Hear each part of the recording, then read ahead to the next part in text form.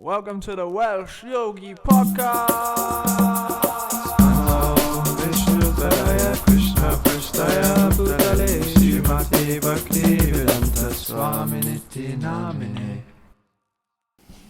Okay, welcome to the Welsh Yogi Podcast. So today's episode, we're going to talk about change. Right, Dr. Lupa? Yes. Today's the actual first episode of the new season. Okay, today's the day. Yeah, we're making changes on the Welsh Yogi Podcast. So this is your first time listening. The Welsh Yogi Podcast is a window into the spiritual world coming out of T. Krishna Cymru. Yeah, I think the original idea behind it, at least in the first season, I guess you call it, was to discuss spiritual topics and trying to make especially the wisdom literature of India relatable and interesting And accessible, isn't it? Yeah. I mean, it's good. I think because we both practice Bhakti yoga, right? We both like to think of ourselves as aspiring transcendentalists. So we're practicing, and I guess if we share our practices and what we're learning, and we can help each other through this, then everything's a plus.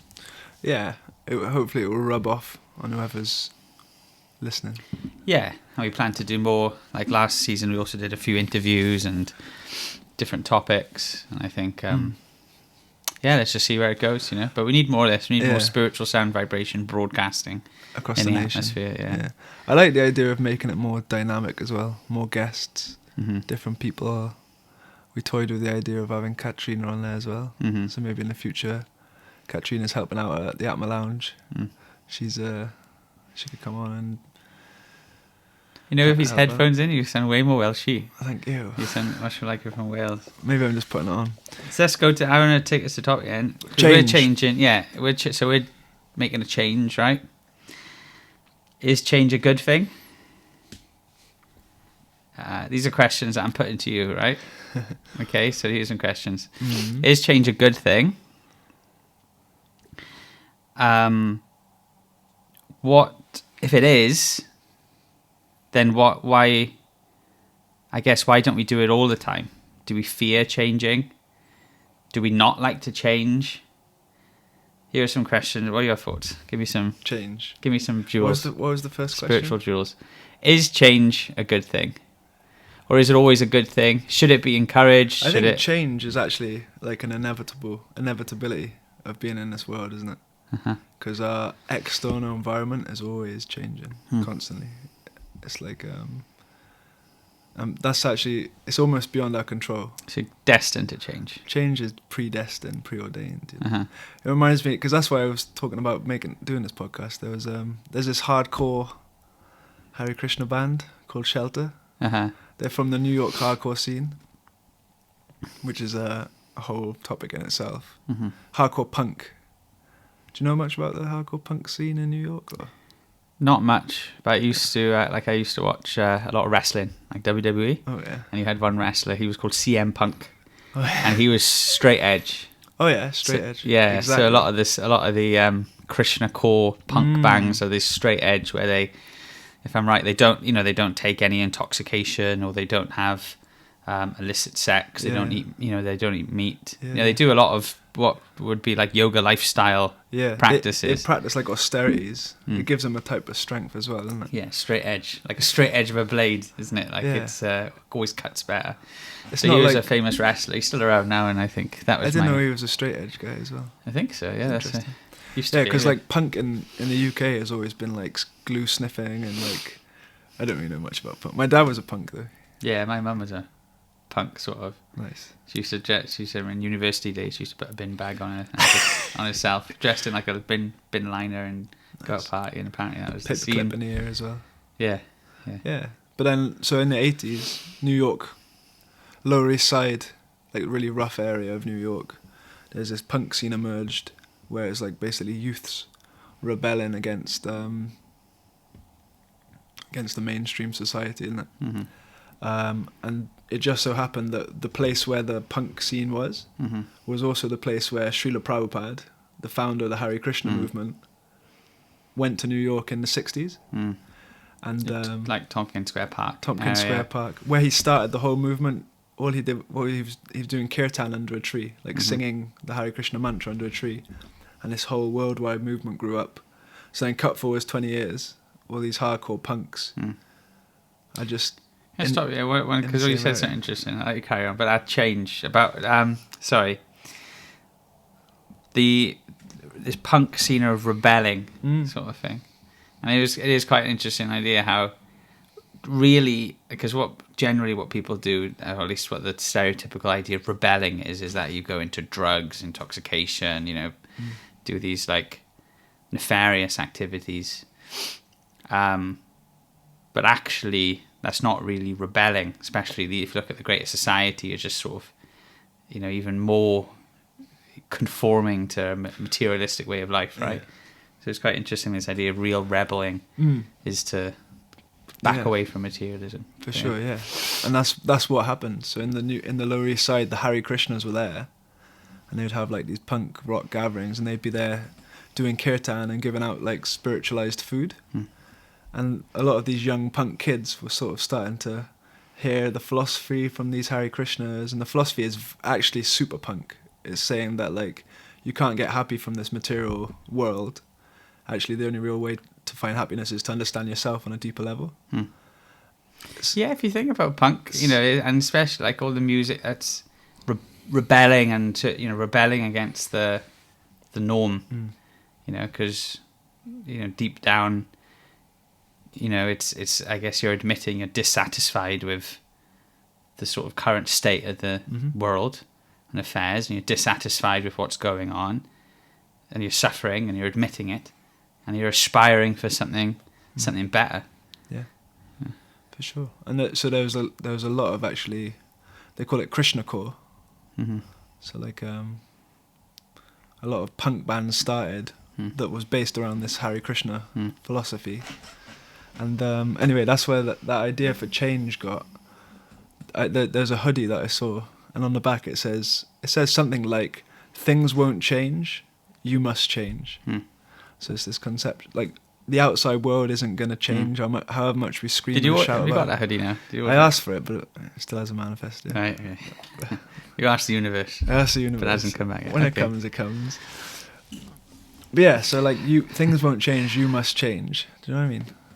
It's like a powerful thing, because there's always these external... But yeah, we can go back to that. But I was thinking what you were saying was quite interesting about Hare Krishna being like a kind of rebellionism. Because personally in my life before I came here, I was like really trying to like unplug from that machine, that factory of like go to uni and get a job and have kids, and do you know what I'm saying? Yeah, and it's like you can still... That's the thing, about spiritual life and Hare Krishna. You can still go to uni, get a job, you can still do all those things, but the purpose you're doing them is different. And I think it's that you're finding your purpose, which is the real rebellion. Instead of being forced where in school and in the educational system are you encouraged to find your purpose in life? No, you're almost told your purpose to go out and work and earn money and try and enjoy, And I think, at least from from seeing those who really seriously practice spiritual life, they are brave, because it takes kind of bravery to change, to actually go against the grain, to swim upstream in this world. But I had kind of a realization, because I was like, okay, this is it. That's what I'm going to do. So I just it was a very quick turnaround from being like a hippie, kind of like long hair, kind of punk metal mixed mess, So you got all the tattoos and stuff. I got all the tattoos up my legs, and I went from that to shaving up very quickly. So I was like, okay, I'm rebelling, And then it sort of... Yeah, I mean, punks shave their heads, don't they? Instead of the Hare Krishnas. Yeah, so I got into the ashram, but I still had this kind of rebellious mentality, still do, to be honest. But like what I've realized, I kind of was talking to someone about this as well. It's like, actually, now that I've rebelled, I've realized that actually to conform to this higher ideal is more beneficial. Is actually like, because the external, the beginning thing, rebelling, changing your outward appearance and wearing the new clothes, like robes or whatever. That's an interesting. Cause that's a good point you're bringing up. Because truly, I guess, if you want to rebel, that just means you are making a decision to conform to something else. You know, like no one can be in a no man's land.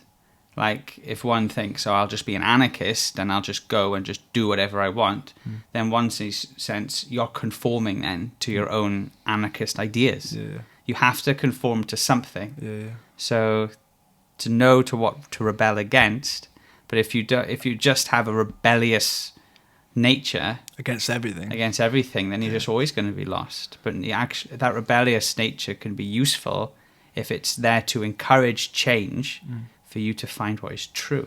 Yeah, and that's it. Because I got in my crosshairs this idea, or like this aspiration to like become the highest version of myself I could possibly be. You know, to let go of all of my like sort of weaknesses that are making me hurt other people and actually fulfill my full potential. Is that what you thought before? It wasn't at first. To be the what did you say? To be the highest self I could possibly be. The best version of myself. Best version of myself. This is something that's come about after having been in the ashram for a little while. Because at first it was just like, okay, I'm distressed and I'm suffering. No one could. That should be that's a good motto for everyone. You know, no one can argue with that. You know. Yeah. Be the best version of yourself that you could be. And it doesn't. And the benefit of that is it doesn't leave room for some kind of like envious mentality of like, oh, he's a great singer. I wish I was a great singer. But actually, it's like, no, that's not within my sort of special abilities. You're not trying to be someone else. Yeah, you're just following your own path. Trying to be, yeah. Because ultimately everyone has like a highest potential. Everyone has like a ultimate destiny, you know, that is possible. It's possible to fulfill that ultimate destiny, but it requires a lifestyle and like an example, like role models to follow. Because that's what I mean. Like I started just, I'm going to rebel against material life, and then expose myself to spiritual knowledge and understanding what the goal of spiritual life actually is over time through reading like Srila Prabhupada's books, spiritual literature. You develop this whole new goal of life, and but then you start to realize that rebellious mentality that you were at one point like proud of, I'm rebelling. It's hurting you, and it's actually taking away what you really want. It's taking away your happiness. Yeah, because you can't rebel against everything. Like real spiritual life is about love and developing love, you know. And if you find that object of which you're meant to really give your heart to, then you can't let this rebellious nature get in the way of that. Otherwise it will make things difficult, you know. And that's the way that Bhakti Yoga is set up, is that you learn to love Krishna or God or Allah or whatever name. You learn to love God by learning to love his servants, his devotees, his followers. And that's in the science of yoga, right? You've got Rupa Goswami, who's professor of Bhakti Yoga, wrote different books. One of them's Upadeshamrita, and you've got to rebel against those things that aren't favourable for developing your spiritual life, and accept those things which are favourable. Yeah, you know. I was wondering what you thought about. Maybe if I go into another section now, I want to throw you some pearls of thought, like different pearls. Okay. I want to see what you and maybe the listeners think about these different pearls of wisdom. These are just some just things to reflect upon. So maybe we and the listeners can think about these things, and then I just want to hear some of your thoughts. I want to read, these are snippets from a book by Martin Hosner, or you might know him as Mahatma Prabhu. Oh, yeah. But uplift yourself, change the world. Your growth is a gift. Okay? Yeah. Uplift yourself, change what your growth is a gift. So these are just some pearls from chapter 1. Okay? This is the headline, We Hate Changing. Most people are more comfortable doing what's familiar, even though destructive, than doing what's unfamiliar, although constructive. As crazy as it sounds, most people prefer doing what is comfortable, even though they know it isn't producing the result they want, rather than breaking out of old patterns to do something different that would produce better results. Yeah. This is another, this is called the death mantra, right? Just on that one though, like the idea of seeking discomfort. It's like Stoic philosophy. I was proper into that before. The obstacle is the way. Have you heard of that book? No. The obstacle is the way. So it's like that thing that you're really pushing off, that you don't really, that's in the back, that you just, I don't want to do that. Oh, there's like there's that project that I need to do. That obstacle, that's the way. That's actually...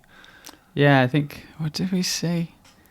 When you feel like something's difficult, or it's like a sign like you're in the right place.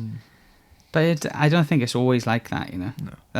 I guess this is what, I've had experience where you make positive decisions and practical steps in order to make positive changes in your life, and you feel great. And I think, this idea of we're addicted to things that destroy us, but we're just used to them.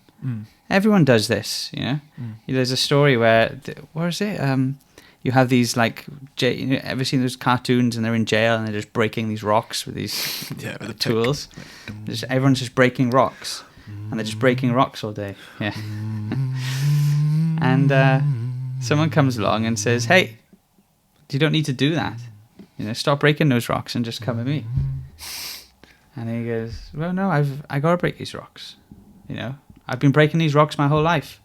My friends are breaking these rocks. My family are breaking these rocks. I have." And the person's saying, "Well, you don't need to. Yeah. This idea, you don't need to be killing yourself to try and find material happiness. There are other things that are meant to make the self happy." I want to hear more of what you think, actually, but I want to go to these other, because I think these relate, right? There's more. There's loads of these little mantras. Okay. Cool. But these are things to reflect on. This is called the death mantra. Quote, "I can't change," end quote, is the mantra of death. Knowledge is meant to change us. When we stop changing, we stop growing. When we stop growing, we are as good as dead. That's an interesting one, isn't it? Very powerful. Keep looking, trying to change, because change means growing, right? Yeah, and that point of belief is like so important, so powerful actually. Because it's so easy to get stuck in the rut, like stuck in a thought pattern of this is what I am. Like you know Garanga? You know Garanga? Yeah. Garanga's one of the boys we know him longer than you, I think. Yeah, you know Garanga? You know that gentleman? Go on, yeah. But yeah, he's a French geezer, one of the monks. But he's, I was talking to him once, and then he just looked at me and said, "You know what, Bhakti Rupa? Shut up." I hate you. No, he said, "Your problem is you don't believe that you can change." That's what he said. And it was when I heard it, I was just like, "Oh yeah." And then just thinking like that, I can just believe that I can change, and that belief alone allows me to change. Had a big impact on my ability to change. You know what I mean? How belief, the power of belief. Yeah, and the death mantra is "I can't change," and we can just have that as a belief that's so ingrained in us that we don't even know it's there. We do it all the time as well. It's just the way I am. I'm just an angry person. Or I'm so. I found it difficult. One of my difficulties was I wanted to change, but I couldn't. And this is what I'm thinking now as well, because I was thinking this thing changing means growing. So, and I was thinking, but what about negative changes? So like, kids grow up and they go off the tracks, or, couple, they're together for years and then one of them seems to just change. Are negative changes easier, and do they force themselves upon us, while as good changes they have to be cultivated and one has to make a separate endeavor for? I don't know. I feel like, because in my life when I've made negative changes, it's quite like, it's a creeper, isn't it? It's like an insidious kind of. It's like I feel like it's like sliding down a slippery slope. Yeah, I live a life that was ripped with my heart in a grip, on a slope with a slip. Now I'm flummoxed. Is that one of your raps? Yeah. On a slope with a slip. Now I'm flummoxed. Uh-huh. You should do these raps when you do a kirtan, I can. When you break it down. Yeah. I could jump That's in. what I was thinking. Yeah.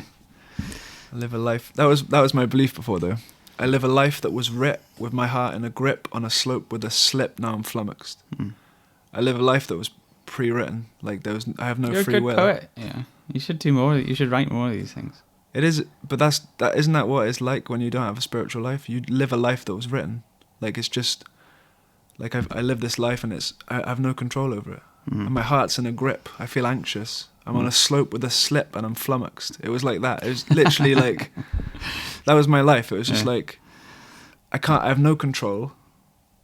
I'm stuck. Like, I'm anxious. I'm sliding down. My mind, it plummets from the heights of the summit. I don't know why I'd done it, but the time I'd won it. I was ready for a climb to the summit, but I tripped and I fell and I wound up in hell. Now I've done it. What a plummet. You should write more of these, they're really good. They are, generally. And I you made me think of something just then as well. Yeah, because you feel like that, but then, like I've found as well, when doing some of these seminars and about change, goal setting, and even doing them myself, they're really powerful. Just to wait a minute, I can change. I have the power to change. In fact, that's one of the best things about being a human being, is that I can change. If someone gives me a ladder, I can climb it. So if we can create our own ladder, if we can know what steps that we want to make, then we can change, and we can change for the better, and we can grow. And you're never... That's one of the wisdom literatures of India that says... I remember Vaisheshika was telling us that. It says this mantra, which basically is... These spiritual texts, they were written for you, because you can read them. Therefore, they're applicable to you, which is every one of us, because you can read, or you can hear. Therefore, you can change, and you can achieve it. A death mantra, I can't change. Yeah. Do you hear another pearl? It's cool. Did you hear another pearl? Yeah, can I just add one thing though? Yeah. It's the best way to change, if you want to speed up the changing process, is you have to surround yourself with the people that you want to become, the types of characters or whatever that you want to change towards. Because on your own, I actually feel like you can't change. Like, if you are just associating with your own mind and your own thoughts and your own negativity, or there's negativity externally, it's really hard to make that change. That's a good point. I'm going to write that down. I think at the end of this podcast, so that was one point, right? So, because how do I change positively, right? So I think if we can come out of this with 3, what do you think? Action points kind of thing. 3 points to take away. So I thought that was a really good one.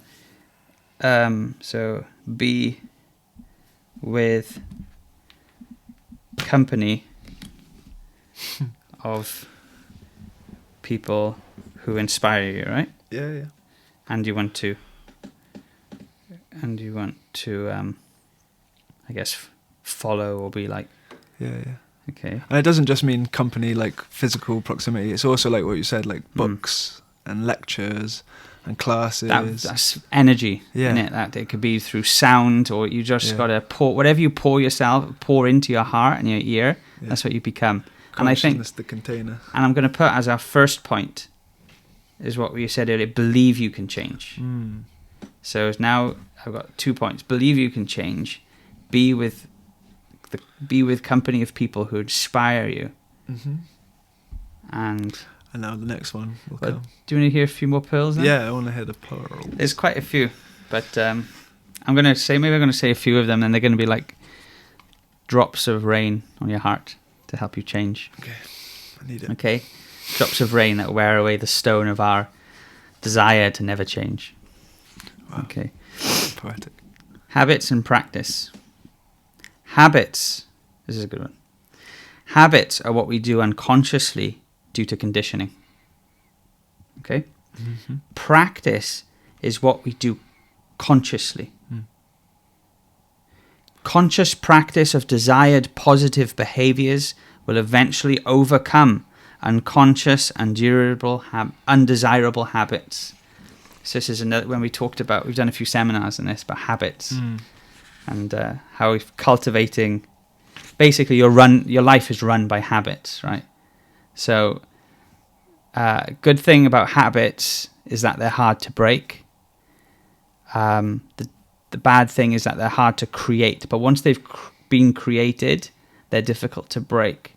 So we might have lots of bad habits that it might be difficult to break them. But if we can try and also cultivate good habits, the good thing is that once we establish them, what do they say? It takes 30 days, do something every day for 30 days, it becomes a habit. Something like that. Something along those lines, yeah. And then the positive habits will run our lives then.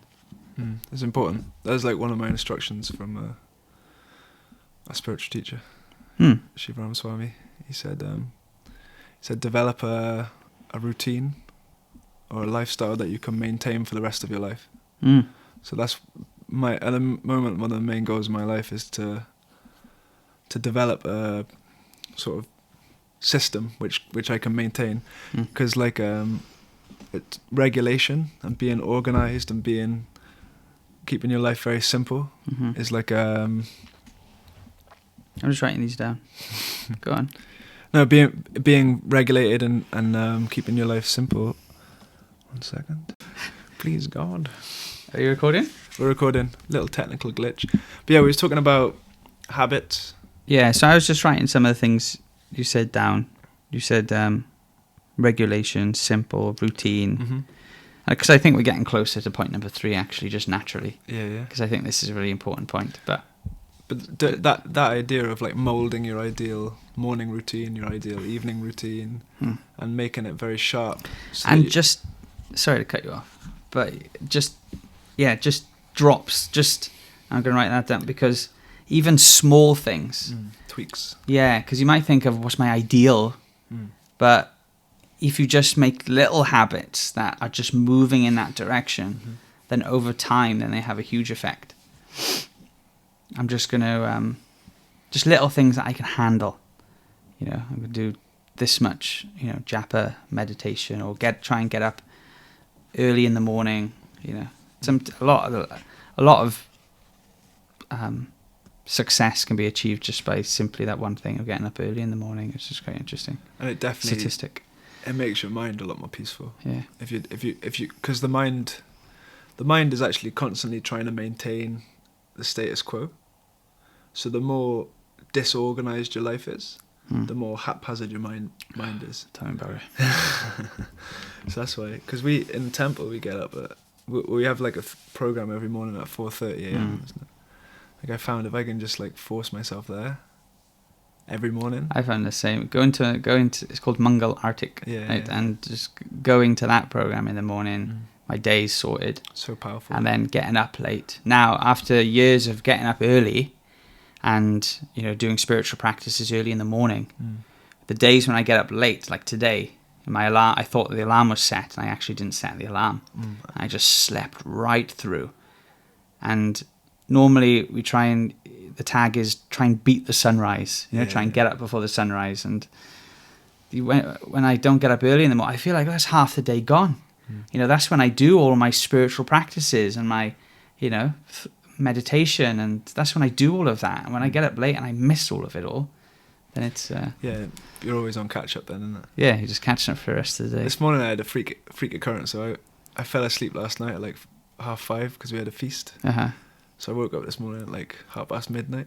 Okay. So I did everything. Like everything was done by like 5 a.m. Yeah. Read for 2 hours. Nice. Like, but that is an important point. Is like, you don't want to do that really. Actually, like get up super early and be super passionate and like. So what I've learned is like, if you're more, just have a regular. If it's more regular, it's like you said earlier, something you can maintain for the rest of your life. Something maintainable is so much more powerful. Because for my first year in the ashram, it was like, I was a psychopath. Like, you know what I mean? Like I was just a psycho, just reading like, I'm gonna read 3 hours a day. And I went through a period of that. It was a good few years actually. But I found myself just doing everything. Yeah. You know, like, it was great actually. It probably made them, probably made a lot of spiritual advancement, but it was not sustainable. You know, I would only get a certain amount. I would get up at a certain time, no matter what time I went to bed, because I'd have my strict spiritual practices I would do every day, and I was also doing a lot of work and things like that through the day. It was blissful, but it wasn't, sustainable. It wasn't sustainable. You pop in the end. I want to say a few more different pearls. Let's go there. Okay. In fact, I'm going to try and finish this chapter. A few more pearls. I'm going to go through a few now. Okay. And we're going to get our third point. It looks like it's going to be something about habits, routine, regulation. But let's see. Willpower. God's gift to us is the freedom to make our own choices. When we do not utilize this gift, choices are made as conditioned responses to external stimulus. I'm going to read that last sentence again. I didn't quite catch that. When we do not utilize this gift, the gift of freedom to make choices, right?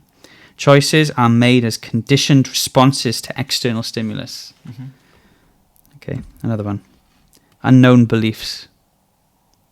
When something undesirable repeats itself in our life, it is because of an unknown belief that is out of alignment with our goals. Oftentimes, unknown beliefs are rooted in painful pasts. The past doesn't have to equal the future, but it can overpower us if we allow it to control us.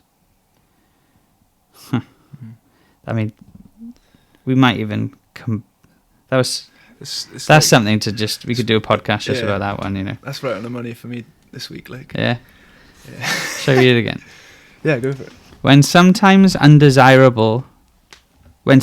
undesirable repeats itself in our life, it is because of an unknown belief that is out of alignment with our goals. Oftentimes, unknown beliefs are rooted in painful pasts. The past doesn't have to equal the future, but it can overpower us if we allow it to control us. Yeah. So before we move on, so give me a quick example of this then. What's an example of this? So like, like a random event that happens? No, just example. What's this mean? So for me, it's like you think you're doing fine. You think you're going with the flow. And something undesirable repeats itself. Yeah, like. So what's an example of that? I just use myself, like occasionally getting like, just like random sort of ego-based confrontations. Where like okay, someone asks me to do something maybe, and I'll just be like, no. You know, like so that's undesirable. Repeats itself in our life. Keeps because of an unknown belief that is out of alignment with our goals. So what would that be then in this situation? I think it's that we talked about at the beginning, like that kind of rebellious mentality, like of rejecting everything. But actually, this mood of rejection isn't in line with our ultimate goal because of being the best person I could possibly be. Yeah. And the reason that's very clearly illustrated is because when I'm like no, it hurts me and it hurts the other person.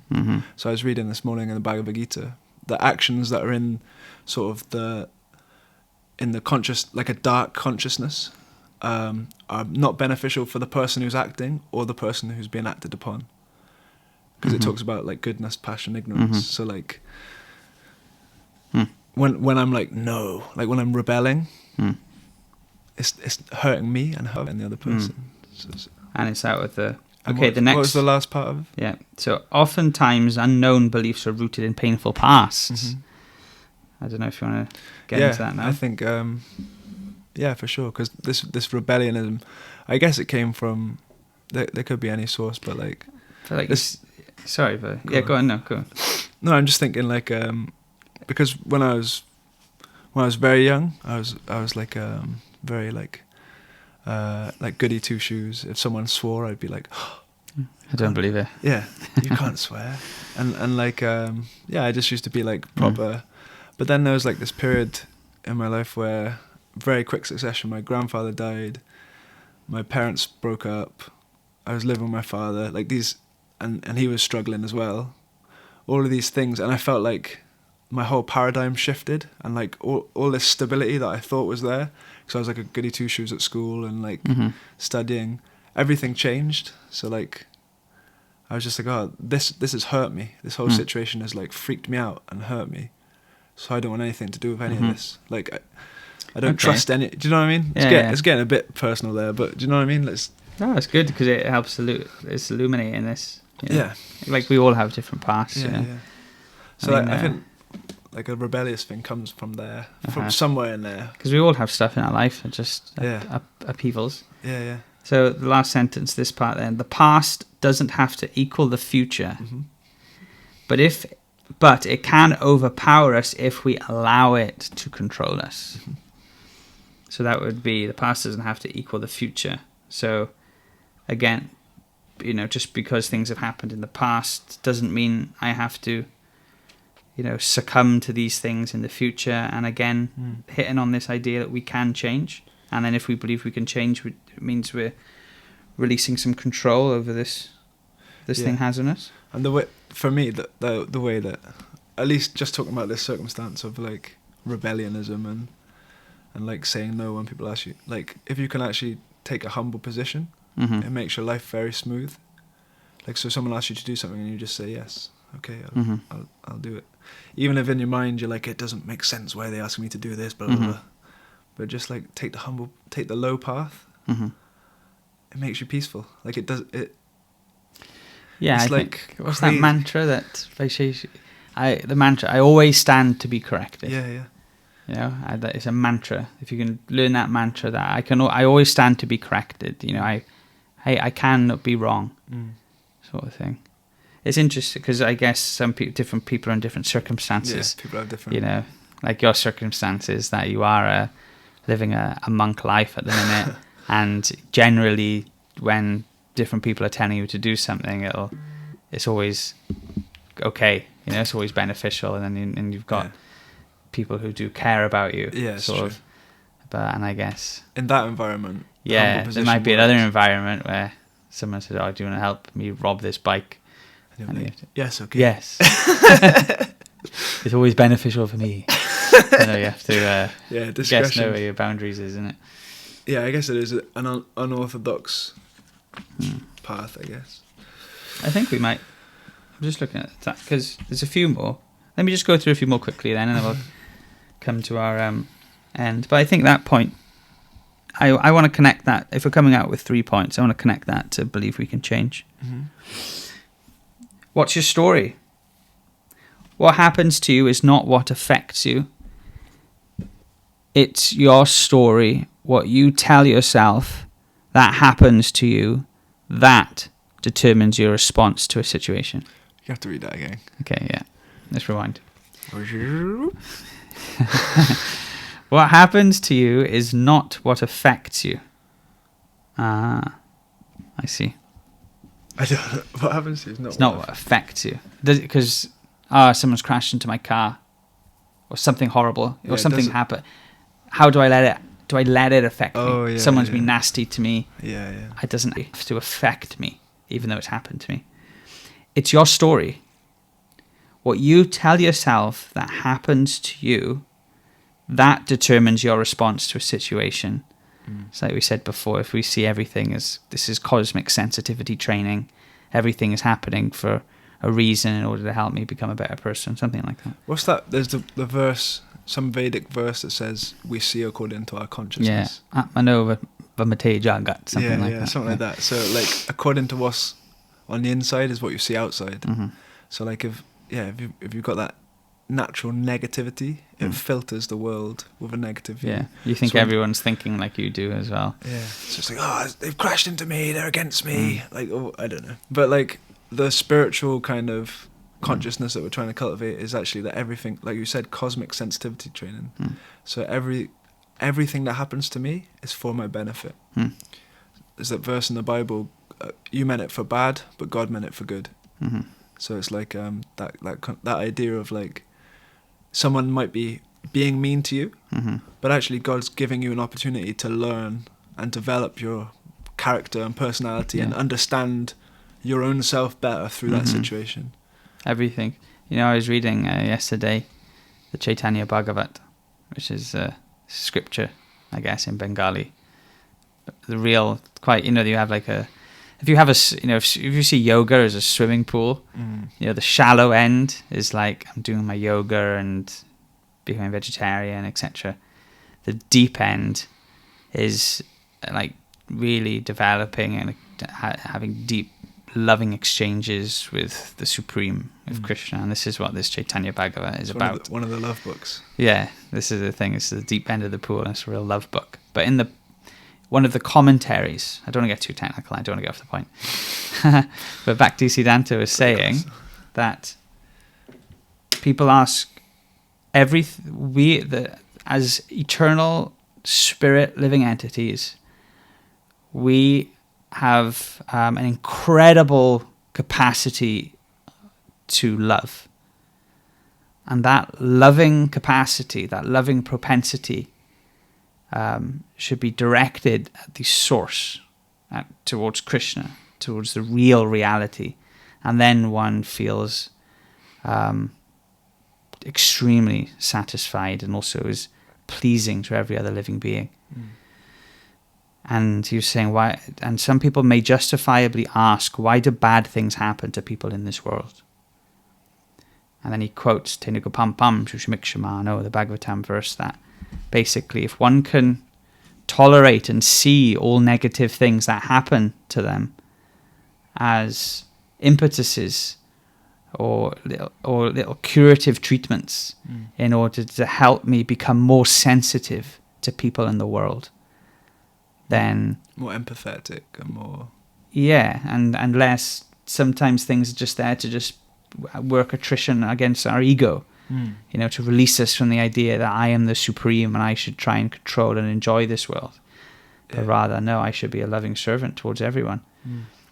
And then you're saying that's why go on. Now that mentality hurts though, that ego, that like I'm the center of the world and I'm always right. And well, you touched on it earlier. I knew it was wrong because it made me feel bad and made the other person feel bad. Although Srila Prabhupada said a bad person, when he does something bad, he'll feel good. A good person, when he does something bad, he'll feel bad. Okay. So wait there, did we even get to the end of this? And what you say about your life reflects your beliefs. The power to change often lies in one thing, the power to change your stories. Dayalu does a whole seminar on this, rewriting your dialogue. So we should get him on the podcast. You can tell us about it. But rewriting your story, basically. Things won't change, you must change. Yeah. Not really relevant. It kind of is. That's kind of that idea, isn't it? Yeah, you have power over your narrative and the way you react. Yeah. Because the outside world is always gonna. There's gonna be strife and trouble throughout your life, and you can't hide from it. So that's where philosophy comes. That's why yoga is so. Yoga and philosophy are so synonymous because, someone's, I've lost my car keys. Oh no, it's the end of the world. But anyways, when you're in an accident, I remember I had a car crash years ago. I rang my mum. I was like, Mum, she's like, and I thought I'm going to be in so much trouble. But my mum said, well, are you safe? As long as you're okay and you're not hurt and no one's hurt, that's the main thing, And then I realized, wow, yeah. So it was like philosophy, basically. philosophy rises you, gives you a bit more of an aerial view of what's going on, and you can create that, and that can. So that's a way of changing the story. It doesn't have to mean you make up something fictional, but it means you get a higher perspective. Yeah. Very nice. Couple more. Yeah, why not? Belief about truth. Belief about truth. What you believe about something has more influence on you than the facts. Mm-hmm. Here's another one. It was bad. If you believe that what happened to you in the past was wrong or bad, at least don't let that become your attitude towards the future. Because what you believe tends to happen. Okay, we got just a few more. Actually, I don't think we'll finish it in time. Eliminate anger. Should you do this one? No, I'm going. I can't do this one. This one's for you. I get angry sometimes as well. Is it? One second. Yeah. Anger is commonly caused by your subjective perceptions of people or situations, and these perceptions form expectations. It's like ascribing intent, isn't That is deep. it? Wait, that was good though. Do you want me to say it again? Say it again, yeah. I'm just going to say the whole thing now, right? From start to finish. Okay, no. Eliminate anger. That wasn't finished yet. Okay, sorry. There's more to come. Anger is commonly caused by your subjective perceptions of people or situations, and these perceptions form expectations. Unmet expectations frustrate you. Simply by changing your perception, you change expectations. And so the way you respond changes. Rather than having to control your anger, changing the way you see things in people eliminates the cause of your anger. Do you have a jingle for that? That requires a jingle. So yeah, expectations leading to frustration. It's such a good, looking at the root cause. Instead of like, I get angry all the time, how do I control my anger? Yeah. Let's take it a step back further. Not the symptom. Yeah. Get to what's causing you to be so angry in the first place. And here it's saying perceptions of people. So you have perceptions which form expectations. Yeah. Right? So what would that be? I perceive that, I guess, ultimately... There's an Arctic Monkeys song about it. Go on. Anticipation as a habit to set you up for disappointment. Dun, dun, dun, dun, dun, dun, dun, dun. It's true though. So anticipation, like having some like ideal version of the world. The world should be like this, and people should talk to me like this. You're just setting yourself up for disappointment. And then you become frustrated. All argumentative. You got a face on. Yeah. But it is like that, isn't it? It's like karma. So the positive would be, like we said earlier, right? Seeing everything and everyone, like Krishna says in the Bhagavad Gita, Yagat Vapanamo Hame Vimesha Pandava. If you see everyone as spiritual parts of the Supreme and part of Krishna, and that we're all spiritually part of the same family, then you won't fall into illusion. You'll see everything in proper perspective. Is that the 13th chapter? No, that's there's a verse like that. That was the 4th. Okay. I read one like that. You never hate anyone or any living being. Yeah. That's another nice one. What do you tell yourself? Whatever you have consistently said or thought after the words I am is what has molded you to become what you are today. Okay? I am a legend. Blank. Oh, sorry. And then what has molded you to become what you are today? Yeah. I'm so stupid. I'm such an idiot. You're so stupid. I used to be like that to myself. I was listening to it years ago. Listened to an interview with Hugh Laurie. He was Dr. House, but also he was part of like Stephen Fry and part of Blackadder and things like that. him, Stephen Fry, and what's his name, Rowan Atkinson. Mm-hmm. They're all like close friends, weren't they? Yeah. But yeah, he said that because he was such a brilliant actor. But he used to, in between takes, he would go out to the curb, and he would sit on the curb, and he would say to himself, "You're a bad actor. You're terrible. You're terrible. You're rubbish. You're rubbish. You're rubbish." Wow. Because he had some idea, and he realized it was almost crazy, but it must have been from he had some idea that if God sees you being happy, or if you get too happy with something, then the rug will be pulled up from underneath you. Yeah. But this, but then we end up. Anyway, so I was just thinking that because it's like the power of affirmation, isn't it? Yeah. Like you can really make yourself creating your own world. Yeah. Belief and desire. Yeah. Manifest. Sometimes we can just be so harsh on ourselves. I sometimes think myself when I, coaching some of the devotees, I say, sometimes if you listen to the way you speak to yourself, you wouldn't speak to anyone else like that, or someone who's under your care. It's Vaishnava Aparad. So you make some like, "Oh, I'm such an idiot. You're so stupid." Yeah. If someone under your care had done the same thing you had done, you wouldn't say you wouldn't say that to them in such a, condemn. Yeah, even if a mother chastised her child, the mood is like, "No, I care about you." So how do you reconcile that with like like you got Conor McGregor, "I'm the best there ever was." It's like this kind of like the opposite affirmation, like where it's just like real like false imagination, pride. Yeah. Like Tyson Fury. Dosha. You're a bunch of dossers. Like there's a power to that because they get success from that positive. They're winners. Or have been world champions. But I used to speak like that when I wasn't. You know what I mean? Like I used to just copy it. Like I mean, they're not ultimately either. It's like it leaves a hole. Like and this is why the title of that little section we read is called "Lying to Yourself." Oh no, it's not. That's the next one. Spoiler. That one was "What do you tell yourself?" But anyway, I was just thinking like, is to tell yourself the reality.